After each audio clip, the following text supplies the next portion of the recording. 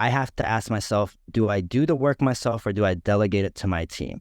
But my personality is, if I have to do the work, I want to make sure there's enough notes that I can pass it and coach to someone, and they can do it to the next person. That's kind of the approach we're at right now, where it's like, okay, I'm going to take the lessons that I'm learning from a COO Alliance member, knowing that what they're doing right now may not be in the cards for us yet from a budget perspective or something like that. But I can still learn a little bit of those lessons. And I love what you're doing. I call it ideas having sex. You take a couple of ideas from your past experience, a couple of ideas from what you're working on, a couple of ideas from COO Alliance members. Those ideas have an idea baby.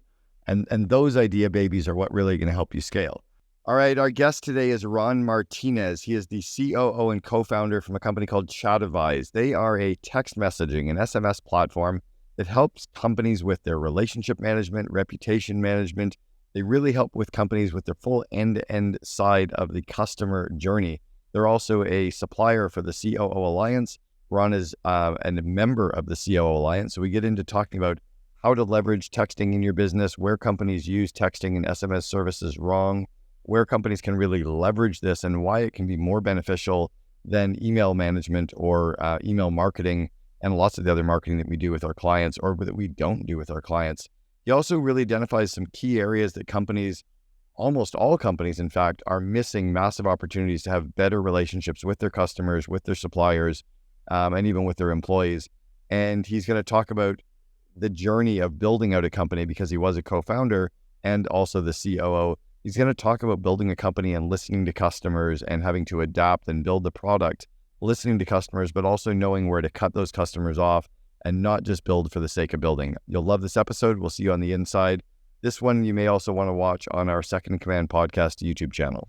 So, hey, Ron, welcome to the Second in Command podcast. Thank you for having me, Cam. Yeah, I'm looking forward to chatting with you for a number of reasons. Number one, we are a customer of Chatavise. So the COO Alliance has signed up as a client recently, and my team, Meredith, my EA, and Jesse, are both super excited about what you're doing with us now. Secondly, I have used some of the services like what Chatavise does for years. I remember probably about 7 years ago, I was a speaker and I set up this text me at this number, and I all of a sudden had people into my funnel with sadly, a very bad service that I'm not going to throw them under the bus, but the service worked really well until it didn't.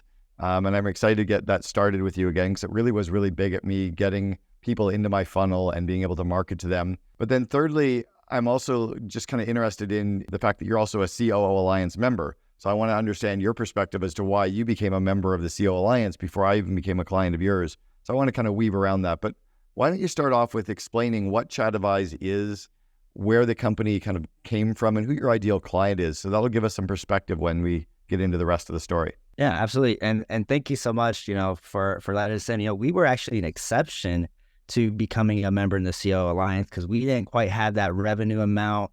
We didn't quite have like the employee head count. We didn't have none of that stuff, right? But whenever we reached out, and it was because I was doing research on what the heck is a COO, So I'm talking to Rob. I kind of semi-retired from just saving money, having a few good investments, do good, and being very just like frugal about everything, almost like the FIRE movement, even though I never officially joined that. January 2021, I left the bank. I was good. I retired. I knew I saved up enough to not have to work to about 75 years old, as long as I don't increase my standard of living. And one of my biggest areas of opportunity was like fostering relationships outside of the corporate world. So I started calling around, and Rob was one of my best friends in college and a roommate of mine, but we had lost touch for a little while. And when he told me a little bit about what he was doing, I was like, wait, you're not just a texting platform. You're an end-to-end client experience platform. That's what you are for most of the companies that use you. And when he started telling me a little bit more about the capabilities and some of the roadmap things that he wanted to do, I started seeing natural customers kind of like rise up to it. And one of those could be a bank. But I think there's some things where we need to, kind of cross off the checklist, so to speak, before we get to that level. But to be honest with you, a lot of different types of businesses, a lot of different types of even solo entrepreneurs are people that could be potential customers if they're only using the texting from their CRM capabilities and that's it. Those are the people we want to talk to. So can you explain to me and explain to our listener, because there's a lot of people out there that really don't understand, give us 3 specific different use cases of where companies could leverage texting or the SMS kind of software that Chatavise probably provides. Give us 3 specific different style of use cases, because I have one I'm going to ask you about in a second. Yeah, so I'll give you one with, let's say, the survey aspect. I'm going to bring this up because I haven't brought this up in a while, and I had a customer literally tell me, why didn't you start with that? You know? And that was basically, let's say, someone just finished cleaning someone's home or just finished enrolling them into a life insurance plan. And a text message goes out and asking them to leave a review. When they leave that review, we turn the review into a KPI so we could track which customer-facing employee assisted that customer. But what we do after that is we can actually text them a survey and let them know about different services that the company also offers, because a lot of times the front person employee leaves a lot of the cross-selling opportunities off the table because they're like, oh, I got one, and they're running to the next job versus, wait, go a little bit deeper with the customer. In the case of, like, let's say a carpet cleaning company that maybe does air duct cleaning, they do tile cleaning, they clean furniture, maybe they want commercial jobs, you can send out a survey, and one of those questions can be, what other services are you potentially interested in, and give those options? Because now you may learn that that person is a business owner that wasn't even thinking about hiring your company for that. The $24 or $20 an hour frontline employee doesn't ask all the questions to every single customer. They're too busy. They forget. They don't want to be a salesperson when they're really a whatever. I've got a client of mine and a CEO that I used to coach. He was a part of my group CEO coaching. He runs a company called Doggy Zone, and his business does doggy daycare, but it also does dog grooming and dog walking and has all these pet products and whatever else they do, dog kennel services. But if somebody comes in just for the doggy daycare, nobody's selling them on all those other services. Whereas your service, like the Chatavise, you'd be able to do that, wouldn't you? Exactly. And businesses will have a email campaign strategy. They will have a social media strategy, but they leave the texting, which is the most potent way to connect with your customers, kind of to just what happens, and we want to change that. Okay. So you're kind of, we're going to deal with the pink elephant in the room or the elephant in the room right away. We don't like getting texts, right? People don't like getting texts as often, or are we now getting used to it more? Are we getting more socialized to it that, we didn't like getting marketing emails, but now we're so used to it that we read some, we delete some. Is it the same with text messages, that they're less intrusive and we are okay with it? Or are we more okay with getting messages from from people that we've used? Like if I've been a client of Doggy Zone, am I more apt to be okay with getting a text messages from them versus being spammed by somebody I don't even know who they are? Is that the issue, that we don't want to be spammed, but we're okay with being marketed to by companies we use?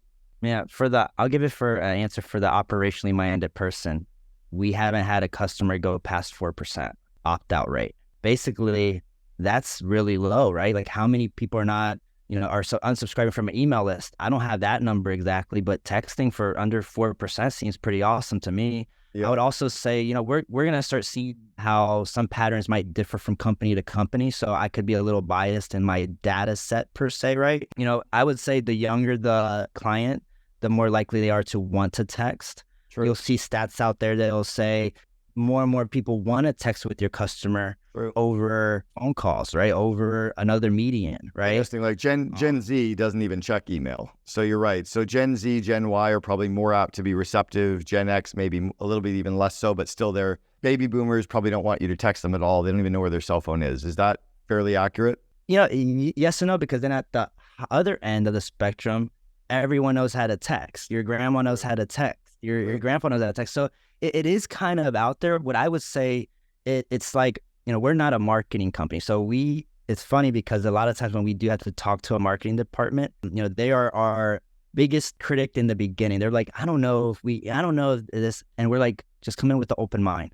And what we find is that since we're not a marketing company, we want to work with your marketing department, and we want to work with your person that you're handing that off to. We want to work with you if that's what you do in your company, right? It's the messaging and how you use the tool. We are a tool, right? So we talked about the marketing use case. What's a second use case? So the second one, I would say it's around, let's say, appointment reminders, right? So whenever I'm setting up, I go to a networking event, I can hand out my business card. I still do, even if it's an old school thing. I like it because it's something tangible that you're putting in their hand. And normally they say, oh, so tell me a little bit about your company. I can say, you want a quick little demo?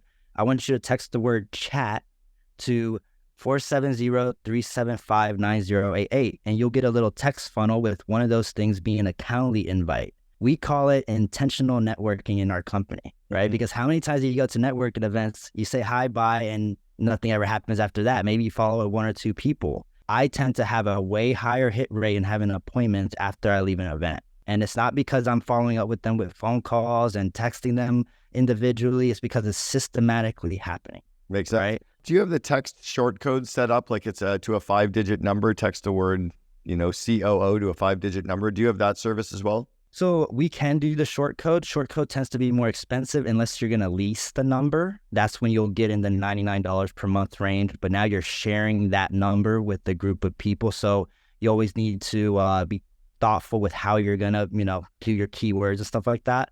Okay. And also you're limited in what you can do. So our company has gone more towards the local area code. What's the area code that is more corresponding to you, right? So that's why we have the normal, length of the phone number, the long form. But we could do short code. And there's some clients that are starting to approach the volume where a short code is necessary because the long form might be too slow. Yeah. I like the short code when I was standing on stages with 500 CEOs in the audience, and it was text the word double, which was from my first book, Double Double. I'd be like, text the word double to this 5-digit number. And they were all able to do it and still pay attention. But I understand now that the long ones tend to work too. I had a client another COO Alliance member, in fact, one of our very first COO Alliance members, he's been a member for 6 years now.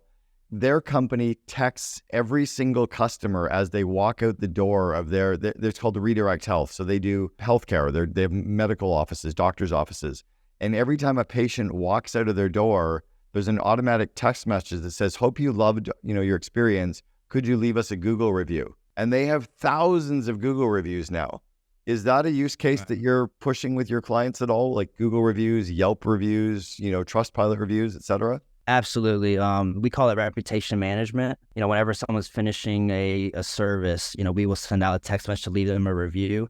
What we find is that most companies will leave it right then and there. And some businesses, frankly, they want to leave it right then and there too. But what we do is actually turn that into a KPI, right? So a key performance indicator, where now we can start seeing like on a leaderboard, who is actually better managing your company's reputation? Because like you said earlier, you're paying someone $15 to $25 an hour. Do they care more about their paycheck or do they care more about delivering the best client experience, right? Yeah. And when you have data points to tie the reviews into, it's almost like Medallia's awesome. Qualtrics, I think it is, Medallia, Gallup. Those 3 companies are awesome for your internal analytics of how your customers think of your company. But the reviews is where the customers make their decisions off of.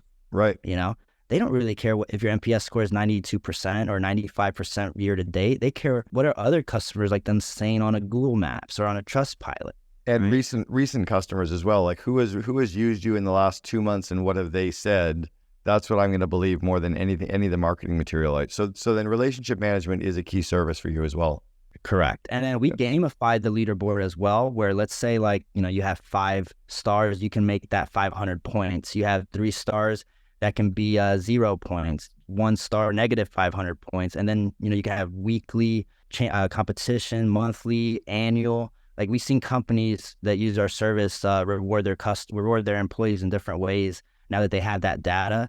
All of these features came from our customers saying, oh, this is what we're doing because we got a little bit of the data. And we're like, wait, we can complete that mile. And then we can complete the next mile. And our platform just seems to keep growing in that way. That makes sense. Where are customers using this texting incorrectly or poorly? Maybe not your service, but where are they using SMS and text messaging wrong? Or where are they really missing opportunities?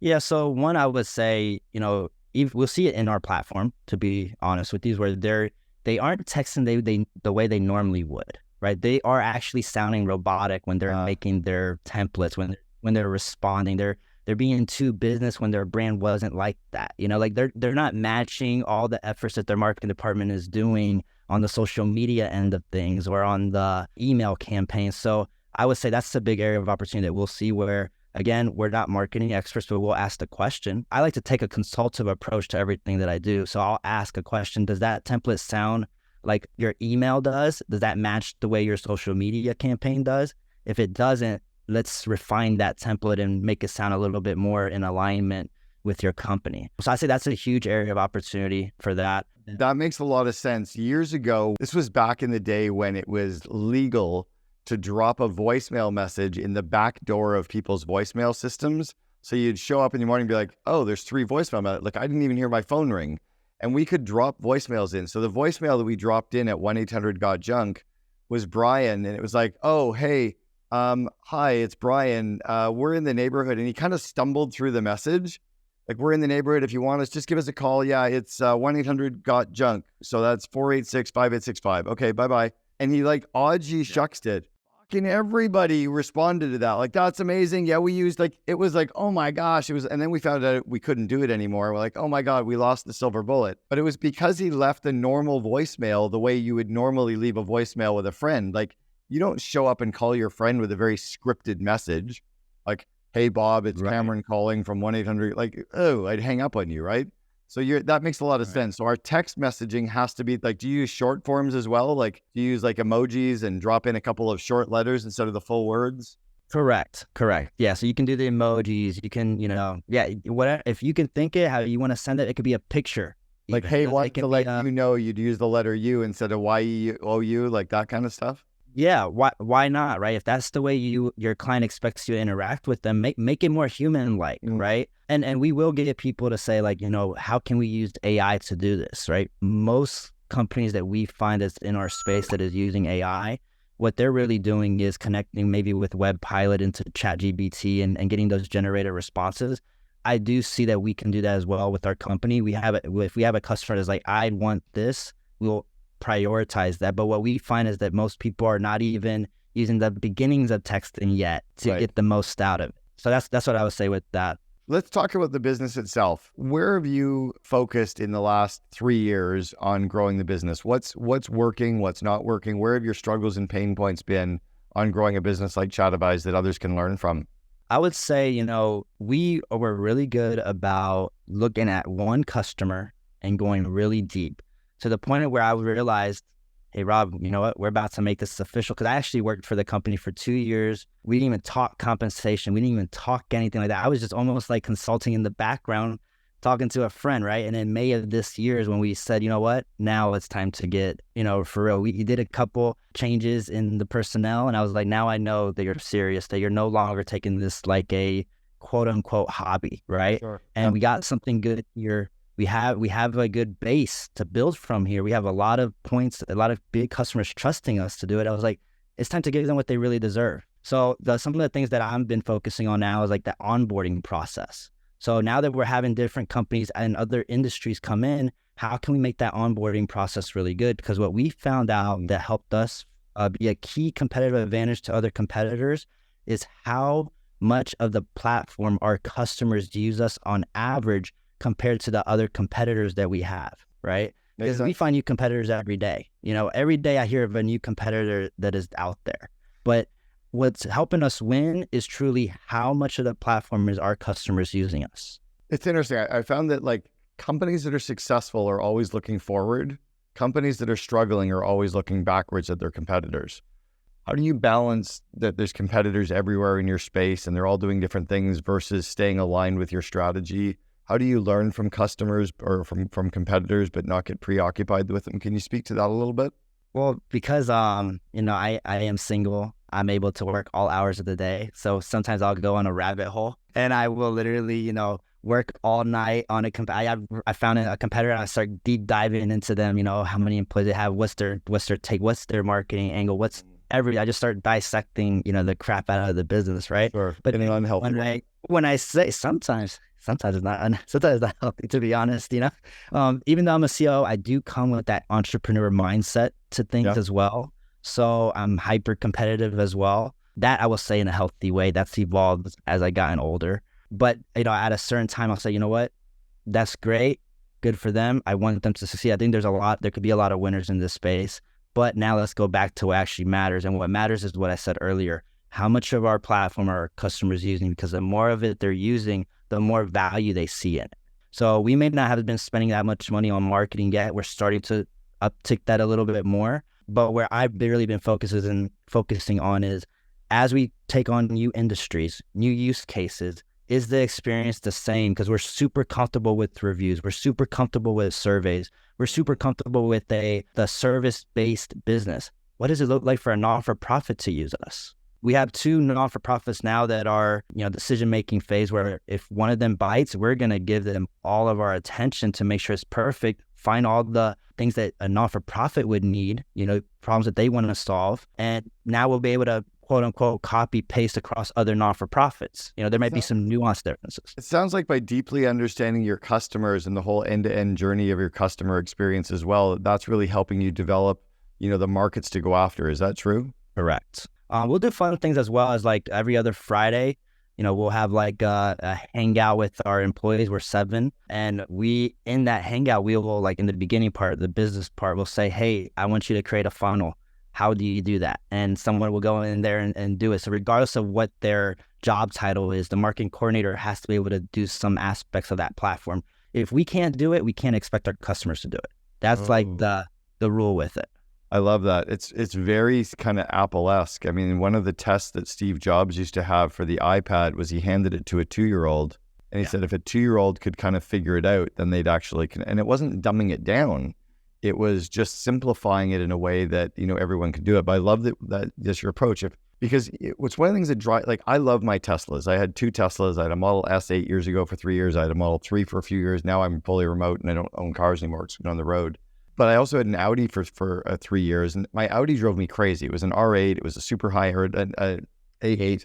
I hated the thing because even though it drove nice and it felt nice, like I couldn't figure out my dashboard and controls. I could never hook up a phone to my darn car. In the Tesla, it was just all worked. It feels like the engineers are so close to the product that they don't even realize their customers can't use the product. How do you prevent, is it by making sure that everyone in your company can use the product? And then do you also ever sit and watch your customers with the UX? Do you ever watch or talk to your customers and listen to them? How do you listen to them and keep it simple when they want to add tools and functionality too? Yeah, we did, there was an exercise that you did. It was very eye-opening when we did the in-person event in Boston, which was, you had to kind of show your neck, so to speak, right? And say, hey guys, there's 52 COOs here. This is my website. How can we make it better, right? And you quickly realize like, oh man, there's a lot of notes to be taken here, right? The minute I got back, we launched to our top 40 customers a text message with a Calendly invite.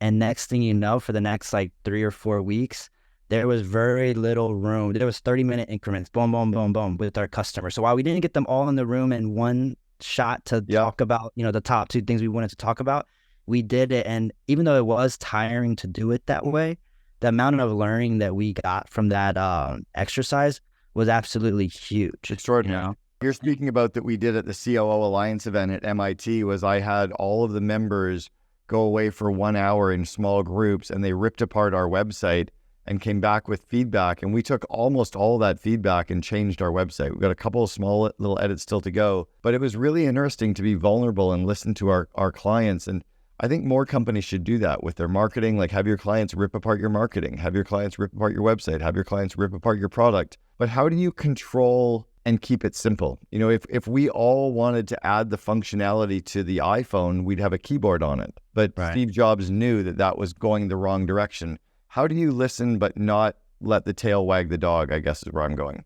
We also look for the super users, the people that are actually using the platform versus people that are like, oh, we want this. Oh, we want that, right? So we do have a category on the roadmap that's like, okay, when we slow down a little bit, when we get more resources, we'll put that, right? But how are those super users? Could we save them time by collapsing this tab or collapsing this step, and integrating it here?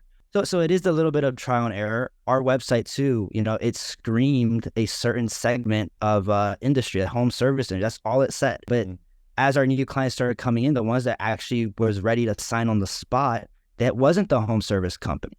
Yeah. Right. It's interesting that often the clients that we're getting are because of the messaging and the marketing that we're doing, but it's sometimes not the right clients. Years ago, building 1-800-GOT-JUNK, we found out that the number one busiest zip code in our 12 first cities that we operated in happened to be where the office of the franchisee was. And that's not because we had the best clients living there. It's because everybody there saw our trucks all the time. So when we moved our trucks and parked them in the areas where our best potential clients with money lived, those zip codes became our best. It's like where we decided to spend our time marketing, we'd get clients. So how do you decide as a company where to put your time and energy, which verticals to go after, which industries to go after? Have you selected some, and how are you selecting those? Yeah, so this is one that I think it is an area of opportunity, maybe a little bit of vulnerability here, for the audience too with that. One, I would say we just started, planning out our marketing stuff. We actually, one of our customers, someone that's using us, is actually helping us out come up with the marketing strategy. We've gotten 2 appointments now for that. Those appointments are going to be later next week, right? But what's actually helping us since, I would say, August to now has been me actually going to networking events and talking to business owners, decision makers of companies. And whenever I started seeing like, wait, so the more and more conversation I'm having with people, the more I'm seeing that what they care about. And to be frank, most people don't care enough about reviews to make a decision, even though I completely disagree with that. That wasn't a thing that was making them say, hey, I want to do this now. I want to take on this initiative now. It was actually another pain point of some kind. For us, like we kind of categorize Chatavise into 3 categories. One is reputation management. Someone comes to us with that need, we tend to win them right off the bat. But us trying to find that need for someone, it tends to be a 6-month conversation if it's going to happen. If they have communication problems where they're like, you know what, clients are taking way too long to interact with me via email, or the barrier to a phone call is just way too high, we're not getting enough. We want an easier way to be able to communicate, another medium communication. That group inbox, so to speak, with texting really helps solve for that. If you got a Facebook page that some clients are interacting with you on there, but it's not too many, how can I avoid that step of going into Facebook and have to deal with that? I can just have that message integrate into Chatavise and see it and respond on inside our platform. Wait. So are you saying that the Chatavise platform, you can actually manage DMs from other social media platforms? On the business Facebook page, correct, not the personal profile. That's freaking cool. Yeah, most personal people aren't going to be worrying about it anyway. So so I have a COO Alliance Facebook page. I have a Cameron Herold Facebook page. And I have a Cameron Herold profile. I could manage all of the DMs from within Chatavise for my 2 business pages. For the business profiles, correct. Mm-hmm. What about LinkedIn? So we don't have it for LinkedIn yet or Instagram, but if you're saying, hey, that's what we want, then guess what? Build it. Exactly. And that's the beautiful thing about being a malleable company, right? That we're able to go, hey, you know what? We have a paying customer saying that wants something, then we put that as a priority on the roadmap. So. Do you make the customer put their dollars down on the table before you build it, or do you take the promise of the customer that they're going to want it? Because I find that often customers say that they'll do stuff, but when it comes to the give me your money, they're like, oh yeah, I don't really need it that much anymore. That was some of the learnings that we've had. We've had law offices do that to us as well. They don't do it intentionally. Right. The rule that we adopt, and maybe this is a good learning for more of a startup type company, is like, you know what, solve 1 or 2 problems for the customer, maybe jot down the other ones that they want, like nice to haves, but solve those 2. And if they're willing to say, hey, here's X amount, let's solve those 2, then now the relationship is a healthy one where it's a good exchange and we're able to actually build something, right? Because a lot of times people want to go from not having a strategy in texting to wanting the world in texting. Well, what does the first 1 or 2 steps look like? Now you're past the startup phase. You're in the mature company stage where you're scaling and you're bringing on companies and clients from different industries. How do you fake it till you make it? And how do you, even when you're past the fake it till you make it stage, but I'm sure you've got competitors out there that are massive, right? That do some or all of what you do, but they're massive, massive companies. How do you compete against them when you're small? And how do you gain the trust of big potential clients when you're the small competitor? You're the David versus the Goliath. I don't want to say I have the 100% answer. I could just say what's worked so far. Sure. Right. It's all. And that has been, being able to be available to them for like me, like go in there and actually understand their business. And I'll leverage my banking background where I've managed, 2 Citigold wealth managers. I've managed 2 financial advisors in the team. I've had 3 bankers, a teller line, and they're all conversations look slightly different, but it's the same person. How can I, as the point guard of the team, have that client in my office and take the little points of data points that I'm seeing in the CRMs from all the different conversations and really genuinely know their business and ask them good questions that make them seem like I actually care? So I'm a big proponent of using our CRM, and we use HubSpot. We integrate with them, and we go, hey, you know what? If we know our clients best, if they feel like they don't have to repeat things, if they feel like we're continuing a conversation from 3 months ago, and it literally feels like it was yesterday, we're going to win, because all the account executives, all the SDRs that these big companies have, they don't tend to do that in that level. So Ron, I'm also curious about you and your growth, in this COO. What have you done to grow in your career and to grow as a second in command? And then I also know, as part two of this, I know you're a member of the COO Alliance. What was it that you were looking for that had you decide that you wanted to become a member of the COO Alliance? The first thing I'll say is that I never really felt like I was the smallest person in the room. And when I went to the COO Alliance, I knew that it was inevitable that I was going to be the smallest company in the room. And I think that was good for me as an individual, but also good for the company to realize what's possible. I have, my first business I did was when I was 15. It was a landscaping company, and I was literally like, wait, I'm going to go door to door. All the sales I'm getting are sympathy sales. That was a correlation to us here in a way. There's some customers that were like, we're going to give you a shot. Here you go. And then we wowed them. So that was a little bit of that. But what I did differently in the landscaping company was I realized, because it was during the foreclosure period. So I went to real estate agents that were getting the first Tuesday of every month was called Super Tuesday. The best agents would get 20 to 40 foreclosure properties. And all they needed was the lawn mowed to not get a ticket. So I got 40 to 80 properties, mowing them at $40 to $80 a pop. And I was crushing it. And that was my first, wait, okay, I can slow down, adjust a little bit, and see what way is the least frictionless path, right? The ones that actually want to say, hey, just avoid those tickets for me. I didn't have to edge. I didn't have to or trim bushes. I didn't have to do nothing like that. So what is the equivalent in the Chatavise space? Because for me, I was new into tech. I never imagined. I don't think no one would have hired me as a account executive at a tech company. I was in banking. But how can I take all these experiences that I've accumulated through my years and find the correlations to attack whatever the objective is going forward? The second part was, why did you join the COO Alliance? What was it you were looking for that had you then join as a member? I have a big question mark in my mind right now. How do companies go from, let's say, $1 or $2 million to $100 million in a couple years? And I know the answer is marketing, and the easy answer is saying marketing. But there's a lot of operational things that have to happen along the way for you to even intake that growth. Right. And that's having the conversations with the colleagues of mine that I've met at the COO Alliance is helping to make that less blurry. We're in the funny stage right now where I have to ask myself, do I do the work myself or do I delegate it to my team? But my personality is, if I have to do the work, I want to make sure there's enough notes that I can pass it and coach it to someone, and they can do it to the next person. That's kind of the approach we're at right now, where it's like, okay, I'm going to take the lessons that I'm learning from a COO Alliance member, knowing that what they're doing right now may not be in the cards for us yet from a budget perspective or something like that. But I can still learn a little bit of those lessons. And I love what you're doing. I call it ideas having sex. You take a couple of ideas from your past experience, a couple of ideas from what you're working on, a couple of ideas from COO Alliance members. Those ideas have an idea baby. And those idea babies are what really going to help you scale. I want you to go back and give the 21-year-old Ron Martinez some advice. And I know that's not too far back for you because you're one of our younger members. What would you tell the younger you that you know to be true today, but you wish you'd known when you were really just getting started in your career, maybe even starting off in banking? I would say take the opportunities that are given to you seriously. What is if I can save enough money to say, hey, you know what, I will take this trip. It might cost me a couple $100. Well, guess what? I would have spent the couple $100 somewhere else. If I do enough of those little investments to go do that and make the interaction more meaningful. I went to San Diego, I ended up extending the trip because I had such a blast, and I ended up building way more relationships that way, right?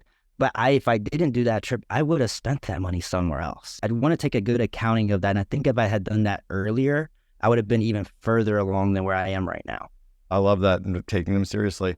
Ron Martinez, the COO for Chatavise and the COO Alliance member, thanks very much for sharing with us on the Second in Command podcast. Thank you, Cameron. Appreciate it. We ended up with a number of people who had worked in establishment politics long enough that they had seen all of the traps of life and corruption inside of the Beltway and wanted to use their experience to do something different. And then others who haven't worked in campaigns before and haven't felt the motivation to leave whatever life they were excelling in.